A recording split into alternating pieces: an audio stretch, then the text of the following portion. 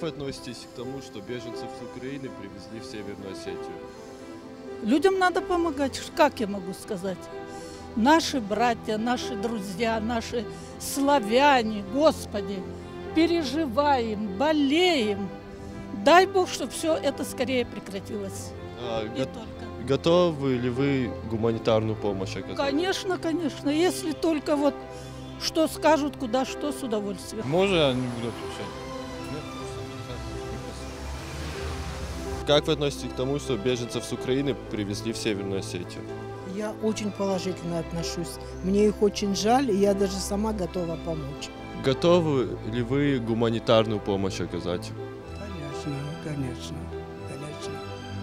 Мы с супругой уже отправили там какую-то сумму. Куда попадет, это нас уже не интересует, понимаете? Я очень положительный. Я сам предлагал уже по интернету. У меня в социальной сети есть связь. Я предлагал одному знакомому: пришлите свою жену, детей. Сам ты должен защищать Родину, а детей, пожалуйста.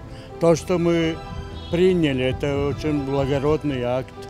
Это гуманитарная помощь. Почему и нет?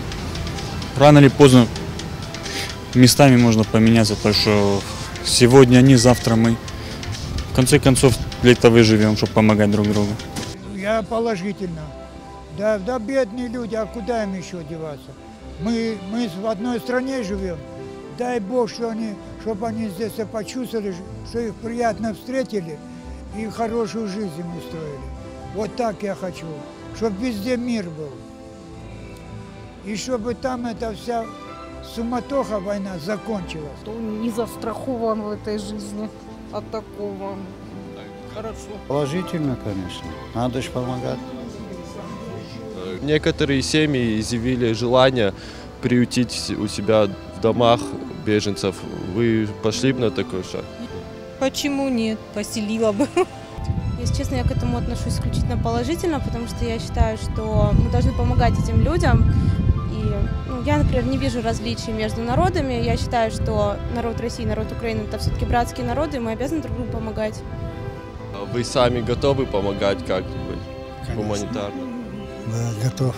Если бы у меня были условия, чтобы поселить их, то да, у меня много людей дома живет, так что вряд ли. А так, если бы, например, я жил один, у меня была бы возможность подселить к себе 2-3 человека, то базара нет. Офта. Но, если честно, нормально отношусь к этому. Им надо помочь все равно. Я сама беженка из Грузии и до сих пор в общежитии живем тоже. Если бы я могла, с удовольствием. С 3 детьми я сама в одной комнате сейчас живу. А то я это все пережила, это как бы снова у нас вот это. Это очень